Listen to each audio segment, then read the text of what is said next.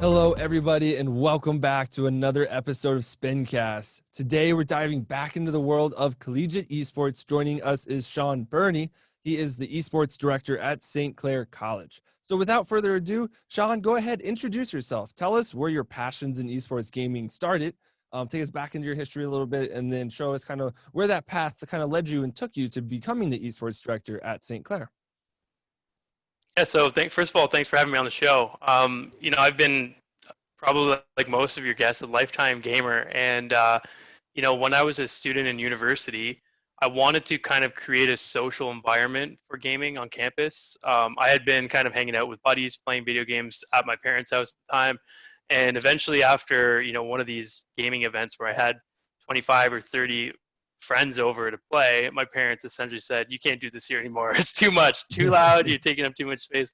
So we had to kind of find a new option, and we realized that if we started a club on campus, we'd be given space and we could run bigger events and invite more people to join. So that's what we did, and the club was highly successful. Hundreds of people joined, and eventually we even realized that there might be a business opportunity there. After one of our events, after all of the receipts were tallied, all of the IOUs were paid back, we still had some money left over. So we realized we had generated a little bit of a profit, and from Mhm. there we founded a company, and we worked with the business incubator on campus, and we launched it. And for 5 or 6 years, we ran events all over Ontario, Quebec, and Michigan.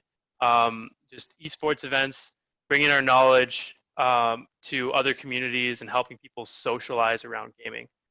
Eventually, that kind of led to a consulting opportunity with St. Clair College to run an event on campus. Students at St. Clair have been, running esports events for a long time, over 15 years. But with them wanting to move to a larger space, they needed some help in terms of, running an event on a much larger scale. So they invited us in to consult. And while I was in those meetings, I kind of pitched the idea, why not do more than just launch one event? Why not launch Canada's first varsity program? And at Yeah. first, they were kind of stunned. They had to kind of leave the meeting and look into it on their own.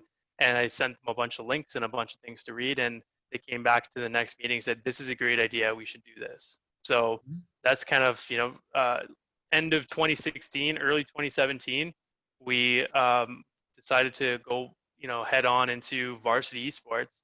And by September of 2017, we started competing. So it's been, it was kind of a wild ride, but Yeah. we got things going. We were the first in Canada. Still only a handful of Canadian schools have kind of jumped into the space, but we're trying to kind of help get more Canadian schools activated and involved in esports now, because there's just been a tremendous amount of value for our students. Yeah, absolutely. I think, once these esports, programs or clubs or varsity programs, whatever they are, once they're built out, like students immediately buy into it, right? And it's so great because, like you said in that brief intro, was it's that sense of community, right? It's engaging socially. And I think, once these varsity programs are more widespread, then you'll start to see it in so much more important lights and kind of see the effects both inside on campus and then kind of what that helps in those next steps as well, and all the skills they develop by being able to be part of clubs like yours, or varsity programs, I'm sorry, but like, programs like yours. So that's absolutely awesome to hear. But I'm more interested. Tell us a little bit more about, the first varsity program in Canada. Tell us, what competitions do you compete in? What teams do you have? What does, your structure look like? How do you approach all of those different things to, build that successful varsity program at St. Clair? Sure. So we actually kind of have like three different levels of esports, or three different esports programs or pathways kind of at the college. So we've got the varsity program, which we talked about. We also have, a club that, is fairly new. We're actually kind of unique for a college in that the varsity program came first and the club came second. For most schools, it's usually works the opposite way around. So our club was founded early last year, and in year one, they already received honors as Club of the Year at St. Clair College. So it was just, huge growth, tremendous growth, and a lot of, good value for students. And then the third pathway you talked about earlier, even I think off the air, but you're interested in helping students get involved in esports that aren't necessarily players, and we wanted to do the same thing. When I was a university student, I started off in biochemistry, nothing that I use today in my role as an esports director. As soon as I realized that my passion was in esports, I started looking for other educational pathways that I could take that would help me with a career in this field. I ended up settling on business, which was a great decision, but it's still not perfectly tailored to my needs. Mm-hmm. So eventually at the college, after seeing the success of our varsity program, I was approached by the chair of the School of Business, and he asked me, why don't you develop an academic program around this? And I jumped at it because that was exactly what I would have wanted to take, several years earlier if the opportunity was there. So that's what we did. In January of 2019, we launched our 2-year diploma program. It's called Esports Administration and Entrepreneurship. Basically, we're uh, teaching students all of the skills they need to work in the industry, not necessarily as a player, but more so, on the broadcast side or on the event management side or on the team management side. Some of those roles that are maybe a little bit more behind the scenes, but still integral to the success of the industry. So those are kind of our 3 different pathways or different programs that we're using at St. Clair College to reach as many students as possible. Yeah, absolutely. I think, those 3 are really comprehensive of what the esports space looks like, right? I think, there's always that interesting question of like, what's the difference between esports and gaming, right? One's more casual, one's more competitive. And that's kind of like the core idea, but there's some more nuances, especially, you ask someone that's passionate about that in the community, they'll go off on a little tangent. But also the educational side, right? I always call it like that, the fringe of the esports, right? So people that they don't get as much attention, right? It's the casters do, but the event production and the event management is a lot of the time it's just overlooked, right? People don't understand, when we still had lands before COVID, how much logistical effort goes into that, right? How much of that process, how in depth and complex it is. And seeing, courses like yours, diploma programs, to be able to teach those skills, I think sets up that, those classes for so much more success, and obviously helps the industry when you're having educated individuals coming in rather than people that like, yeah, I have the business acclimate, but like don't really understand the esports space or don't, understand it as much as, you would in the NFL or, bigger kind of more developed competitive spaces. And that's no one's fault. I mean, esports is incredibly new, right? It's only 5, 6, 7 years old, depending on how you measure it. But over time, with more programs like yours, we'll see a lot of that influx of the educated people, for sure. But I did want to dive in to some of my other questions, talking about what are those differences between the 3 for you? How do you steer your students kind of down those 3 paths? What do you look like or look for to really help those students find that right path? Is there any process behind that? Just take me through what that looks like. Honestly, it's almost like the opposite. It's not like I'm really looking for anything. I'm letting the students drive what we create at the college. We want to make sure that we're not ignoring any particular group. So the Mm-hmm. club is a great environment for students that want to take it more casual. They want to hang out. They want to socialize around gaming. They want to be involved in a community aspect. The varsity team is for those competitors, those students that maybe do have a goal of going pro in their game, or if not pro, they do have a competitive drive and they're trying to find some way of kind of competing and representing their school. They get pride out of that. So it's a totally different subset of students that are involved in each of those groups. And then finally on the academic side, it's exactly students that were in my shoes. When I was in 2012 or whatever it was, when I realized there was a business opportunity here, but I didn't know where to go. I didn't know how to get an education that would help me, achieve my goals in, creating a career around esports. So that's what the program really dives into, is the students that maybe they're not that great at the games. I realized early on, like, oh, I like games, maybe a slightly above average, but there's no way I'm ever going pro, Mm-hmm. right? But I still want to Absolutely. be involved in this. So how can I be involved? For me, it was event management. Early on, started running events. We started that company that was focused on event management. And we have students that are similar to me. They want to do similar things like that, or maybe they have, an interest in coaching, or maybe they have an interest in broadcast, streaming on Twitch, creating content. We have students that last year in their first semester took such a interest in broadcast that they started getting hired in their first semester. They were starting to get hired to run broadcasts for Mm-hmm. groups like Upsurge, for example. Some of our students have now worked on like the PAX Valorant tournaments on the broadcast side. either as observers or as, sound, audio, text, that kind of thing. So it's been really cool to kind of create those opportunities where these students can go out there and learn something basic with us, and then take that and go and create these opportunities for themselves that didn't even exist when they first entered the program. Yeah, absolutely. I think, you hit it on the head in a number of different ways there. There's so many of these pathways and avenues in esports. I think a lot of people just don't really, understand or have been exposed to it enough to be like, wow, there are actually, like, if you have any kind of X skill, you can apply it readily, right? Are you a creative individual? Well, you can go be a graphic designer for the thousands of graphics we see on a daily basis on social media in the esports space, right? Like, esports is very much like content centric kind of industry. So like graphic designs and video editors go such a long way, and you can explore your creativity there. Do you want to be a caster? Are you a personality? Do you have a good voice? Do you understand how to use that voice? Go cast, and on and on and on. Like you said, all those other pathways. So it's so great that, you're allowing and enabling people to find those pathways and avenues themselves. And that's awesome. Kind of switching gears here, focusing more on the competitive side, the varsity program, obviously as the first program, or the first varsity program in Canada, like you said. Take me through kind of, what a varsity program entails, right? Because I think we kind of understand, obviously, but for our audience that's a little less knowledgeable in the space, what is a varsity, having that varsity status really kind of allow for you to pursue at a higher degree than, remaining at the club level? Yeah, so like competitive esports on the collegiate level has probably been around since something like 2009, Collegiate Star League starting things up. But for many years, it was just club level teams with no support from their institution, or very, very little support from their institution. So what we realized early on was that, just with a little bit of support, you could take these programs and go so much further, right? So what we do is we provide a structure, we provide a continuity that is not really seen in club teams. So I'll give you an example. In Canada here, we have some very strong club level programs. We have club level programs that have won national championships with zero support from their institution. The problem becomes that they might be very, very strong in one year. And then let's say, for example, the president of that club graduates and is gone. So then the next year, that club is starting over from scratch. And a lot of times they'll go through a few more like growing years where they have to relearn all of the same skills that were already known by somebody just a few years before.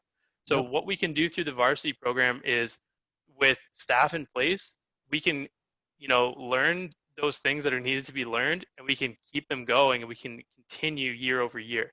So we don't need to relearn everything each year.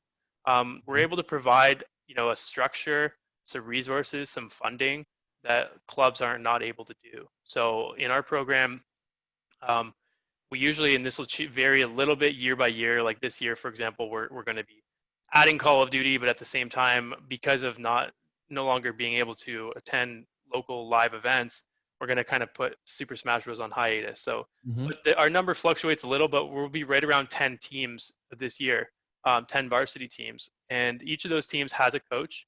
Some are paid, some are volunteer, some are student staff, some are volunteers from the community. So we have a mixture of ways to do that. We don't have a gigantic, Division One athletics budget to work with. So we have to piece things together as best as we can. But my goal when launching a team is, let's get somebody on board who's going to coach and manage that team, provide them with that structure so that the students, so that the players can concentrate on what they do best, which is play the game and compete. So we've got that staff in place that can take all the burden of, registering for tournaments and communicating with other coaches and all off of their shoulders, scheduling and whatever else, so that the players can get into the room, into the facilities, which is another thing that we're able to provide that, clubs aren't usually able to provide, is a high level of facilities. But they can get into the facility, they can play and they can practice and they can focus on what they want to do, which is just compete. On top Yeah. of that, you've got scholarships provided for these students. So they're getting, rewarded with a scholarship for competing for our team. And then, jerseys, and in a regular year, like in a non-pandemic year, travel to events and that kind of thing as well. So those are some of the things that we're providing to students in the varsity program. Yeah, I think, kind of going off of that's really just all of those ideas just you're centric, like you said, to taking those burdens off the player's shoulders, right? You know, a football player doesn't have to worry about like scheduling and the logistics and the transport of the equipment and field maintenance, et cetera, right? When you're able to provide the facility and the logistics and the management of the team, all of a sudden the players just focus on being players, right? Rather than at clubs, you know, you still have the, well, I got to, you know, worry about scheduling matches and doing all these applications to get into leagues, and all of that takes away from practice time and, you know, puts more mental stress. So like it kind of diminishes your performance over time for sure. So Absolutely. my next question before we run out of time here, we are nearing our ended time slot. So unfortunately, but great discussion so far. Looking kind of at the collegiate scene and all your experience, right? You obviously have a ton of experience. Collegiate esports is taking off, but it isn't like mainstream that you see, you know, college game day for football, right? Or college game day for basketball. So what are those next steps that you think, you know, collegiate esports kind of holistically need to take to really bring that, you know, awareness and visibility up to the next level to really be seen by like the general public as, wow, we should actually get involved in this. We should support our local colleges and, you know, root for them when they're playing in these big time matches. I think it's really just comes down to education, and over time we're getting there. And I don't mean education towards students; I mean education towards the general public to understand what it is that we're doing and why it's important. Um, I I attend a lot of conferences, and I'm invited to speak at a lot of conferences, and usually the subject I'm invited to speak on is, you know, what are the value for the students, for the institution to, you know, to include programs like this. So I think over time we're getting more and more people that maybe aren't gamers, maybe they're from an older generation that doesn't quite understand, getting more and more of that generation to understand why this is important and why there's a ton of value here. And I think through that, you know, we're going to get people on board that maybe have the resources that the younger generations that are interested in this stuff just didn't have access to before. You know, we're seeing, you know, larger networks come on board, like, you know, Disney has broadcasted esports, for example. Mm-hmm. It's only a matter of time before they realize, like, okay, we've broadcasted professional. Maybe we should look at broadcasting collegiate esports as well. And eventually, I have no doubt in my mind, we'll see high school esports, you know, that are like reaching mainstream audiences even. So it's just comes down to time and to education. I think the one thing that's maybe, you know, and this is an opinion that maybe not everybody shares, but I do think one of the things that's slowing down the development a little bit more is that, you know, the major difference between collegiate esports and collegiate athletics is that, you know, nobody owns the sport of basketball, for example, but there are developers that own the IP of these games. And the developers are taking a variety of approaches. Some of them are very hands off, which in my opinion is a good thing. It allows for experimentation, it allows for other leagues to grow and to flourish. And then other developers are really tight fisted around their IP. And Mm-hmm. you know, they have the right to do so, but it's also stifling some of the growth. It's stifling a lot of these smaller leagues. I've seen, for example, high school associations being sent cease and desists, and these are high school associations that are being run by you know, volunteer staff, volunteer teachers at schools that are just trying to create content for their kids, and they're being shut down because, you know, the developers want to take and maintain control over it. I think those things, unfortunately, are having a negative impact on the growth of collegiate and high school esports. So I'd like to see that loosen up a bit so that some more experimentation can can happen. In recent times, you know, I'm a board member for the National Association of Collegiate Esports. Luckily, in recent times, we've had like quite a few breakthroughs with developers in starting to understand what we're trying to do, trying to bring more esports to more institutions outside of just their like small sanctioned competition. So it's been great. We're making progress, and I think and I hope that more of that progress happens moving forward. Yeah, that kind of leads me to another point. But kind of going off that first, it's really interesting to see the relationships between, you know, the universities and the organizations that are the tournament providers in the collegiate space, and then the publishers. Because, like you said, you know, a lot of people there is an owner of League of Legends and Valorant and Rainbow Six and Rocket League and so on and so forth. But you know, no one owns football, right? All you need is a field. You need a field, a ball, and 22 people. And you're pretty much Mm-hmm. good. But you know, everything else for esports is far more than that. Um, Kind of looking at that, going into my last question before we have to stop here, it's you know, looking at the NCAA, right? Obviously you're in Canada, so not too much of relevance, but there's a lot of backlash when we talk about collegiate esports and the NCAA involvement in it, because obviously we don't want the NCAA to kind of limit the possibilities, because the biggest thing is with esports is that you can play in some sort of amateur tournament almost on a nightly basis, right? And you don't want that to be taken away. But also, I feel like at the collegiate level, there's a lot of structure that's kind of being lacking, right? That's some of it's on the publishers and developers for not giving it. And then some of it from the community of always having different kind of expectations or guidelines for certain games of like, hey, here's a rule set for this, but now it changes, or the schedule is way different or very close to the same or overlapping. So kind of with that in mind, where do you think the structure of collegiate esports kind of sits, and where would you like it to see it go to become more uniform across the board? Right now, it's like I mentioned before, it's varied from title to title. Like you'll have some games, like for example, Counter-Strike, where the developers are pretty loose and pretty open with it. So if you want to run a tournament, you can. If you want to run a league, you can. And it's usually to get approval, it's usually a very quick process. And you've got other developers that are a lot more tight-fisted, that want to control everything, that don't want others to experiment and try new event formats and leagues with their games. I do think that unfortunately, it is the safest approach for them from a branding perspective, but it also stifles the growth of the scene, of the community. So where I would like to see things, I do think, like one kind of not-for-profit group that can oversee how things are grown, how things grow in an organic way that works for, all of the stakeholders involved. So not something that's purely focused on what's best to drive profit for the IP owner, and not purely on what's best for just only the students. It needs to be good for everybody. And I think right now we don't really have any type of association that really does that perfectly well. So long term, I do hope that there's a little bit more sort of centralization or something towards one kind of body that can really oversee things and has kind of like the good, like the interests of all parties at heart. It's taking them all at heart, right? So it's hard to say where things will go. Like it's been messy for a long time, and I don't see that getting any cleaner anytime soon. You've got many different organizations, some for profit, some not for profit, some local small governing bodies, some large North American, some international, right? It's a lot of different layers to this, and I don't see it getting any cleaner anytime soon. But the biggest thing is, it's a good problem, right? We're growing. These are growing pains. So we've got to look at it as struggles that we'll figure out.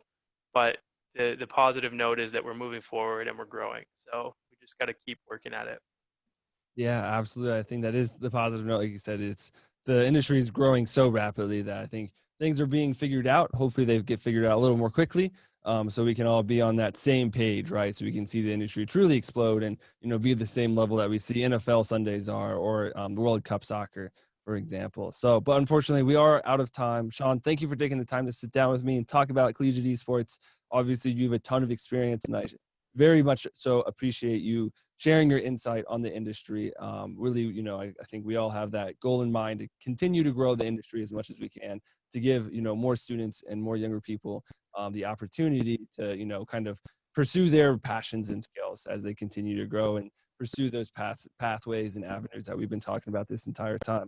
But real quick, if you will, go ahead, plug yourself, plug St. Clair, tell us where we can keep up to date on social media or website or anything else. Yeah, so for St. Clair College, for our esports programs, if you're interested in checking them out, saintsgaming.ca, or on any social media, you can look up Saints Gaming CA.